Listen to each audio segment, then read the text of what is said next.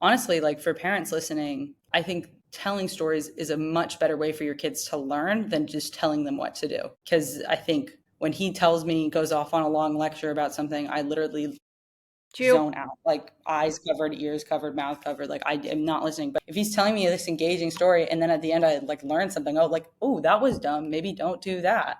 Yeah. That is way more impactful and way more. I've taken so much more away from that conversation. It just makes you guys seem like more relatable as human beings than just like Yeah. all knowing I think that's guardians. really great advice because, and I think that's why I've always shared my stories with you guys, the things that I've gone through, the good, the bad, the ugly, failing courses and doing some bad things. Yeah. But I think it's important to share it like that because, yeah, as soon as I tell you don't do that, what do you want to do? You want to do it, right? Hmm. Welcome to Her Unshakable Confidence. I'm Simone Knego. And I'm Olivia Knego. Thanks for joining us today.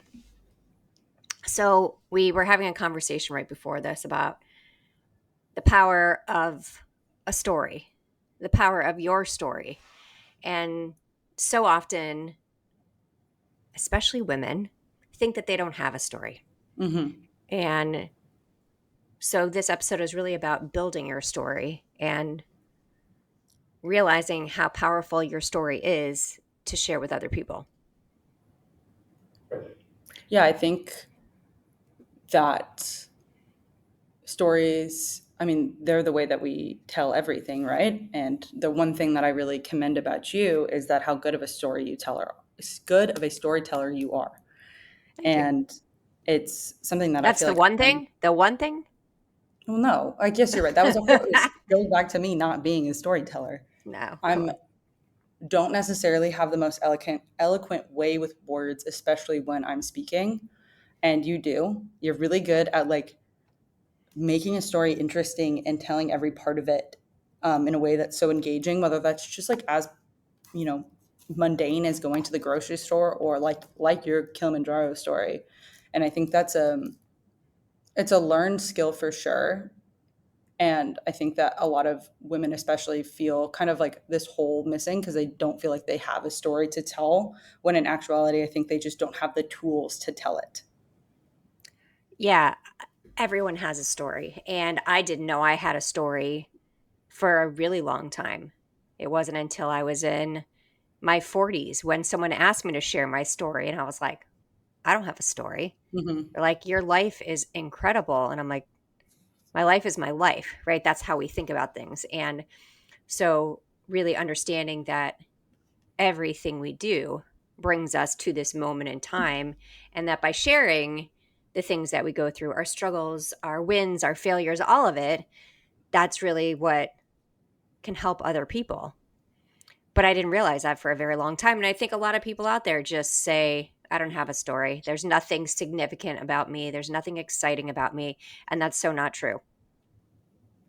I mean, yeah, I think that everyone's life is so interesting in their own way. I mean, no two person. This is so like, oh, but like, no two persons are identical, and because of that, every life experience is different. I mean, even just like growing up, I know they were like, the way that you see color is not the way that the person next to you sees color, and that's Mm. just how storytelling is too. Yeah. Do you ever wonder if your green is the same as my green? It actually like makes me want to throw up thinking about. It's like one of those things that's like I can't comprehend it enough that I get really anxious about. Like it's like that and like the world, the sun eventually exploding. Like those two things really make me super anxious on the inside. Okay. That's pretty funny, actually, that you would lump those two together, but okay. I feel Yeah. like I learned them around the same time, like first How, grade. okay. That's pretty interesting. Yeah. I think that the other part is what we're willing to share with other Hmm. people. That kind of shapes how we move forward. I know for a lot of people, sharing anything can be scary, right? You're afraid you're going to be judged. You're afraid you're going to fail at something. But the whole point is everybody struggles. And by sharing what you're going through, you really learn so much about yourself. I mean, I didn't realize for so long that by not sharing what I was struggling with, how much that was actually affecting me in a negative way. Oh, So yeah, for I mean, it's yeah, bottling it all up. right. And that's what we tend to do because we don't want to be judged and we don't want to show that we're weak and we're human. Like we all go through stuff. But that's, my high school boyfriend story that I didn't share for a really long time. And get ready because in my book it's very detailed. Not Oh, so happy, but it's very detailed. I know you haven't read it yet. no, I have not. Yeah. You'll get an advance copy. Oh, beautiful, joyous. Um, so how do you recommend, I guess, starting to not build your story, but write it? You've written 2 books now. Yeah. So I think writing is one thing. I mean, understanding that you have a story is the step one, right? And a lot of times we think that the little things that happen in our lives are not a big deal, but that's what shapes us. And so I think we have to keep that in mind. But in terms of writing your own story, it's really going back to how you got to where you are today. Mhm. What are the things that happened in your life that could impact another person by sharing them? And that I think we don't give ourselves credit for. That's one of the biggest. Well, I mean, we always struggle with giving ourselves credit for stuff, but that idea of the little things that we've gone through, they don't have to be a big monumental thing to create a really good story and to really show who you are. It's more about, okay, what happened in this? Like, why did I turn left instead of turning right?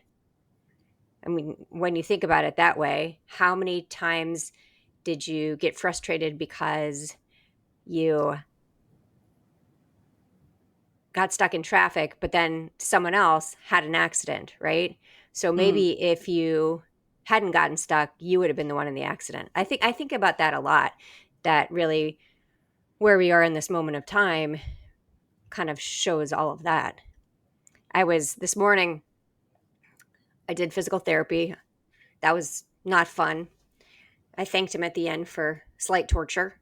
He Hmm. goes, it's always so weird because my patients will say thank you. And he's like, yes, you're welcome for torturing you. But so I specifically said, thank you for the slight torture. And I went to Starbucks afterwards and I was pulling slowly into the line. I don't know why, but the woman behind me, obviously, she had somewhere to go and she honked at me. And I was like, okay. So I decided I was going to buy her drink Oh, and I said to the cashier just to tell her that patience is a virtue. that's So good, I Mom. don't know what she said to her, but and 2 seconds later she was speeding by me on the main street. So whatever. Uh, If but you're in that much of a hurry, did you really need the Starbucks? probably not. Yeah. Probably not. But anyways, it's just like that's another piece to the story, right? Every little thing that you go to, who knows, like what I said, like that little comment, if the cashier actually said it to her, maybe it made her think twice, like, wow, I was rude and this woman bought me a coffee anyways. Maybe that would change their perspective a little bit on not knowing what anybody else is going through. I can hope inside my head. Yeah, why not? Yeah. But anyway, so that's my story for the day, which again, we have so many stories and I don't realize now when I go and speak. So I was just at this event and as I went through, I just added different stories about my life to illustrate points. And at the time when these things happened, I didn't think that they were anything more but something happening in the moment. But when you look back, you can see how much truth comes from these stories and how much knowledge you can learn from someone else's story. I found that to be so true at this speech. And I think about that on a regular basis, how much I learn when I hear other people's stories. Mhm. I feel like I I, use people's stories a lot, I will say. Maybe I don't necessarily use my own because for whatever reason, whether that me, like, I don't think I have stories yet or they're just not applicable. But I feel like when someone tells me a story that I don't know, it's not even like that. It doesn't have to be the most impactful thing in the world. Usually, at some point or another, it'll come up in a secondary conversation without that person there and being like, oh, well, like a friend of mine, or I just heard this thing and that really made me think, or that's connected to this. So it's just, I think it's part of our like web of learning and growing as well. Yeah, I definitely have done that with my writing, especially, well, both books, but maybe even more so in my second book. And then in my newest speech, I use other people's stories quite a bit because, again, we can learn so much from other people's stories. I mean, I think I talked about her before, but Colleen Barrett, who she was the, did we talk about this? I don't know. No. Okay. Maybe. So she worked for Herb Kelleher, who was the founder of Southwest Airlines. Hmm. So she started off as a legal secretary, and the way she led was through handwritten notes and really paying attention to people. I mean, it's the people airline it became, right? And she worked her way up, right? And she ended up becoming the first president of a US airline, first woman president of a US airline. And so people will say, "Oh, well, what do I learn from that? Like I'm not a president of an airline." Well, neither was she until she was, right? I mean, Hmm. she just kept going. She didn't have the typical path. She didn't have the title of leader. And I think that we forget that a lot, that and her story was really inspiring to me because I thought you keep going. You keep putting one foot in front of the other, and that's what builds your confidence. That's what makes you strong, all of the different things. Yeah. I mean, there's so much to learn just from like that one individual story of a woman that I probably will never meet in my life. You know what I mean?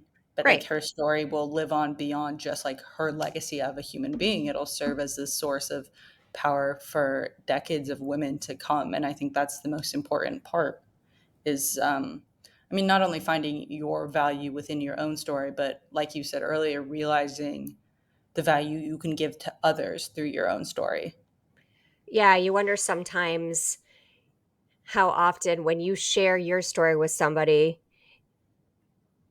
how often they use that story. They tell that story somewhere else, which is kind of a cool thing, right? Because I think about the stories that I share of other people. I mean, they have no idea that I'm sharing their story, but it just brings their legacy more into the world, which I think is a really cool thing, and that's why we should share a story. I never really answered the book question though, so let me go back to that for a second. So, yes, first thing is understanding you do have a story to share and creating an outline. I basically had with the first book sticky notes of every story I could think of. So I created an outline for the chapters I wanted, and then I created sticky notes all over the wall of all of the different stories that I might want to use in the book. And then I kind of matched them with the chapters. And there were a lot of stories that didn't make it in because we all have a lot of stories. And again, they really shape us into who we are. And so when you look at it that way into creating a book, you can see how when you think back over your life and you think of all the different things you've gone through, the different things you've done, how easy it is to fill a book with stories and how many stories you'll have left over afterwards.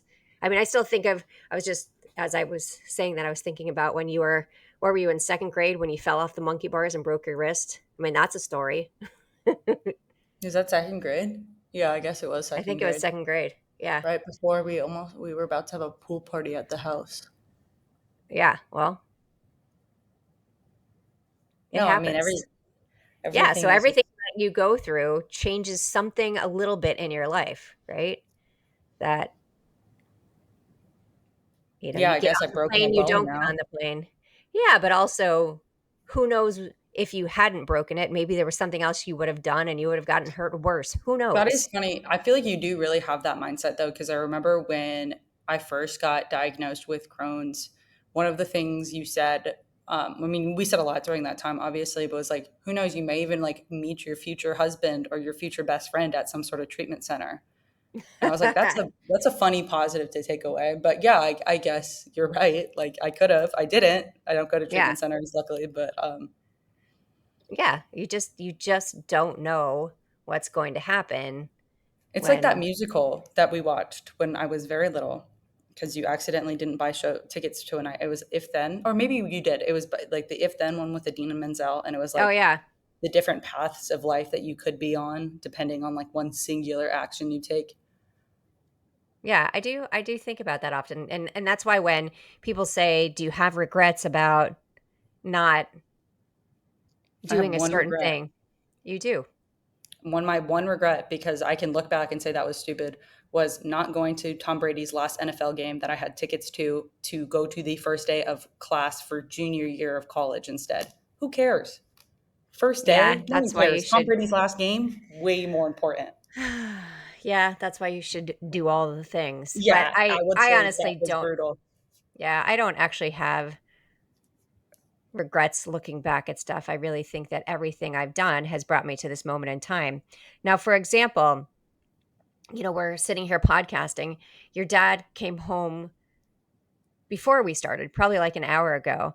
And so I said, "Oh, I'm going to be up doing a podcast." And he said, "Okay, I'm going to work out."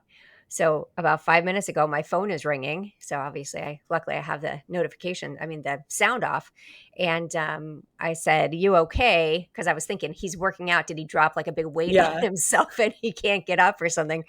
I said, "You okay on podcast?" And he said, "Yep, forgot. Thought you were abducted." Who's going to come abduct me? Come on. Uh, so that's a story that's right funny. there. It is really funny. It's like, remember podcast? Oh, yeah. Thought someone came in and took you. Now he did. It was weird when he walked in the house today. He locked the garage door behind him at 4 o'clock in the Wait, afternoon, which that was is weird. right. So I think maybe he saw that the lock was unlocked and therefore I was abducted. This is so random. Sorry, guys. uh, I would Rob say Knego. dad is the kind of person though that doesn't think he has any stories. And this is Mm, like in total dad fashion. Like I'm sure other people like can relate to this, is that every once in a while he'll drop like the most insane piece of lore that is like unforgettable. Like he got into John Hopkins for med school and then couldn't go because they shut that program down the year he got in. And I didn't know that until I was like, I don't know, like 17, 18. I was like, wait, what do you mean you got into Hopkins? I thought you like fooled around a lot. no, he's super smart. I mean, maybe he fooled around, but he's super smart. So, yeah, and he'll say stuff sometimes I'm like, "I never heard that one before." It's like and he also makes up good stories. Like he's got this scar on his arm, on his upper arm, and he told me that he got this is like when we were dating. He told me that he got it because there was a fire and he was saving a baby deer and he got his arm caught like in a tree branch and it ripped his arm open. You believed that? Not really, but I didn't know what to say to that one. I was Fair like, enough. "Oh, that's special." Okay. I think he just fell down somewhere drunk and that's how it happened, but who really That's a good one. knows? Yeah, No, I but know. like he would never think of himself as a storyteller, even though he has all these amazing stories. And honestly, a lot of them come with like good pieces of wisdom and advice that you Mm, would be like, oh yeah, like that, I will think about that. And honestly, like for parents listening, I think telling stories is a much better way for your kids to learn than just telling them what to do. Because I think when he tells me, goes off on a long lecture about something, I literally like chew. zone out, like Yep. eyes covered, ears covered, mouth covered. Like I am not listening. But if he's telling me this engaging story and then at the end I like learn something, oh, like, oh, that was dumb. Maybe don't do that. Yeah. Like that is way more impactful and way more, I've taken so much more away from that conversation. And it just makes you guys seem like more relatable as human beings than just like Yeah. all knowing I think that's guardians. really great advice because and I think that's why I've always shared my stories with you guys, the things that I've gone through, the good, the bad, the ugly, failing courses and doing some bad things. Yeah. So I but I think it's important to share it like that because yeah, as soon as I tell you don't do that, what do you want to do? You want to do it, right? Hmm. And if I say, let me tell you this stupid story about what happened to me, you're like, oh my gosh, I don't want to do that. So it's Yeah. kind of like backwards parenting that works pretty well, I would say. I think Honestly, it's I worked would with say all of so. you. Yeah. That and or just like when you as a kid mess up and your parents can come in with like a ridiculous story of what they did when they were your age, like that always helped too. Yeah, and we all have ridiculous stories, I mean, right? that's part of And life though. And those are honestly like I think that maybe a better mindset to take with you when you're in like super struggling moments or just like moments that seem quite ridiculous in the end of the day is like you will eventually be able to look back on that and be like that's a good story to tell, whether that is a story that like makes you laugh so hard you cry or just like it makes your stomach hurt thinking back to it. If there's still a learning lesson there and a learning lesson that you can impart onto others.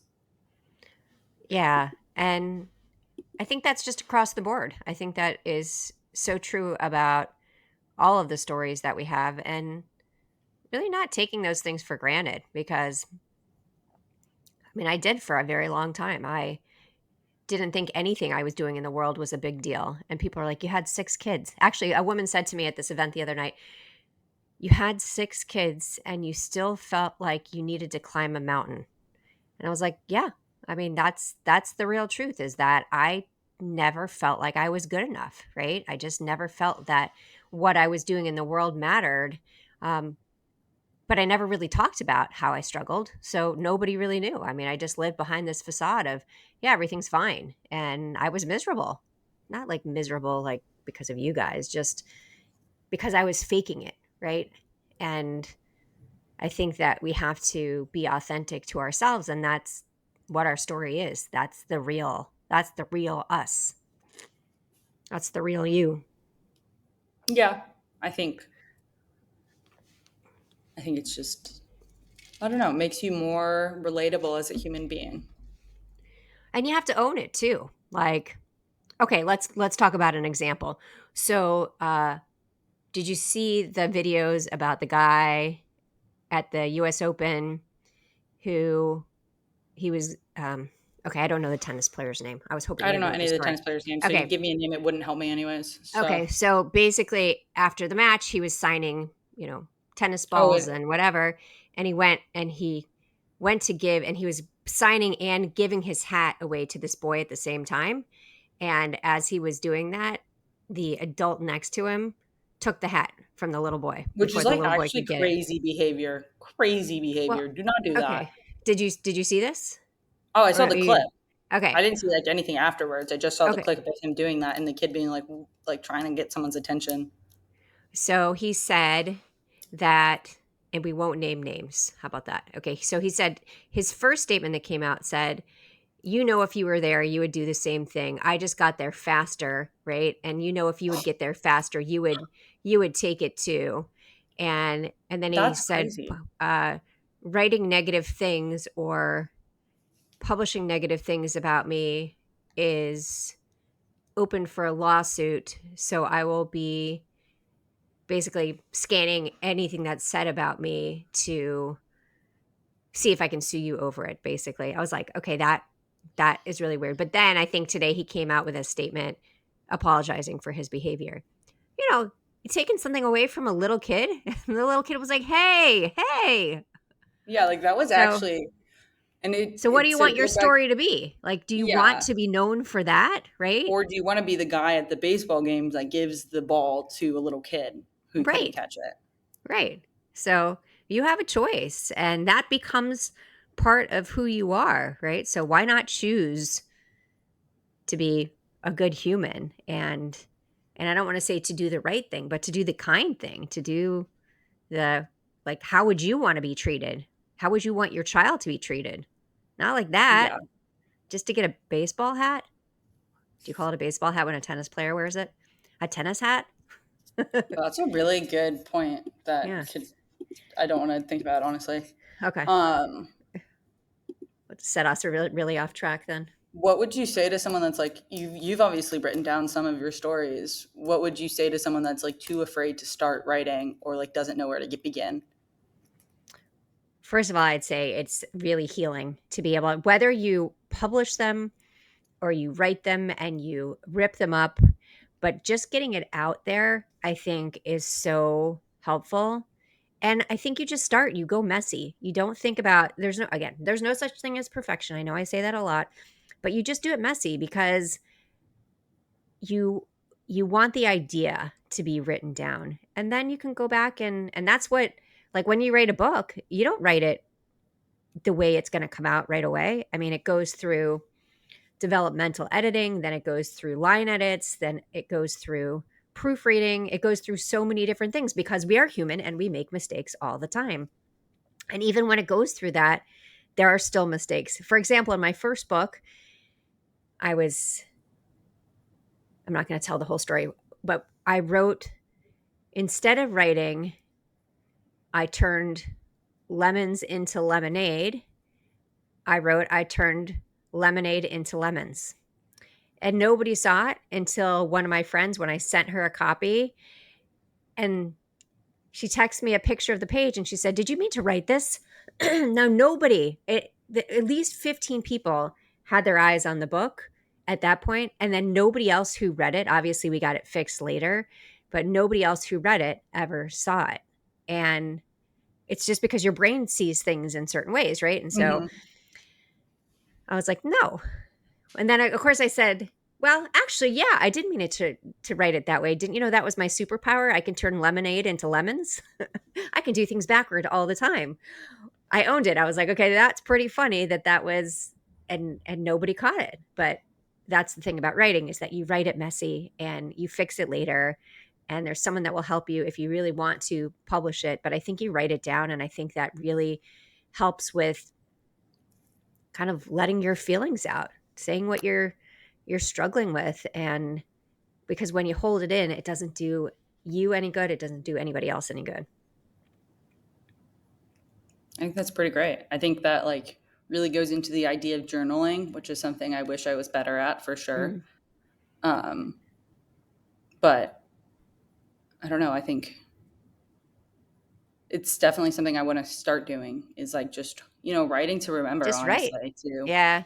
I wish I would have done that. And I, again, for so long, I didn't consider myself a writer, right? I mean, there, when I was, and I tell this story pretty often now, when I was in fifth grade, my English teacher told me that I sucked at writing. And so therefore I wasn't going to go near it, right? As soon as you hear that Hmm. you're so bad at something, and I wasn't at this stage where I'd be like, oh, let me prove you wrong. I was like, oh, I guess I suck at writing, right? You get enough Hmm. bad grades, you think you suck. So that stayed with me for a very long time until I started telling stories. And then I realized by my spoken word that, wait, I can tell a decent story. Then and I write like I speak. So basically, my friends or you guys, when you've read the book, you hear me inside your head, which is a Yeah. great compliment because that's how I write as I speak. I write as, and I think that I'm not a formal fancy writer, and there's so many different writing styles, and you can't look at yourself and say, oh, I couldn't do it that way, right? You do what works for you. I think that's good. I think it's just like you make it seem much more approachable, which is crazy because, like, honestly, if you read your accomplishments, I mean, even just the idea that you've written 2 books is insane, but talking to you makes it feel like it's just part of your everyday life. Yeah. 'Cause when people I kind of cringe when people read my bio now. I don't want to say cringe because yes, I'm proud of my accomplishments and I'm Hmm. proud of who I am. It has nothing to do with that. But sometimes I don't want people to take away like, oh, I haven't done any of that stuff, so I'm not good enough. My whole point is that I struggled to see my value, even though I had done so many of these things. And so that's my goal now, is to help other women really look at themselves and say, wow, I've accomplished a lot. Let me see what I want to accomplish next, instead of saying, oh, I've done nothing. Yeah. So that's the goal with my speaking. That's the goal with my writing. That's the goal with this podcast. And so here we are. Okay, we're almost out of time. What's your tip for Not the calendar, day? but I'll give you a tip. Own your story. Stop comparing, start experimenting, and let your path unfold on your terms. And I'll read you Pretty my good. confidence tip. Yeah, pretty good. My confidence tip goes right along with that one. Okay, tell Your me it. story, your story is your superpower. Every twist, setback, and triumph has shaped the person you are today. Instead of hiding the parts that feel imperfect, share them with courage. When you own your story, you stop apologizing for your past and start using it as fuel for your future. Confidence doesn't come from having a flawless story. It comes from knowing your story matters exactly as it is. That's pretty good. I like Thank you. that. Thank you, ChatGPT. You did a good job today. Mm-hmm. And I like your location. She's in the library at school. Yeah, this is temporary. I mean, unless Yeah. I should start hauling my equipment to and from school, which I don't want to do. Yeah, I would say that's a bit much. No, I had something last minute come up and I needed to stay on campus. So, Yeah, I hear you. It was good. We still got it done. Your sound might be a little iffy, but we'll make you sound good. oh, thank you. I appreciate it. You're welcome. You're welcome. So, thank you for joining us on this week's episode of oh my gosh, I can't even talk now, of Her Unshakable Confidence. Remember to like, to share, to write a review for us. We would really appreciate it. And if you have feedback and comments, we'd like to hear those as well. Always remember, you are unshakable. Bye, guys. Bye. Thank you for listening to Her Unshakable Confidence with Simone and Olivia Knego. We hope this episode has made your day just a little bit brighter and given you the inspiration you need to confidently go about your week. Always remember to be authentically you. Don't forget to like and subscribe so you never miss an episode. And feel free to connect with them on Instagram at Simone Knego and at Olivia Knego. Till next time.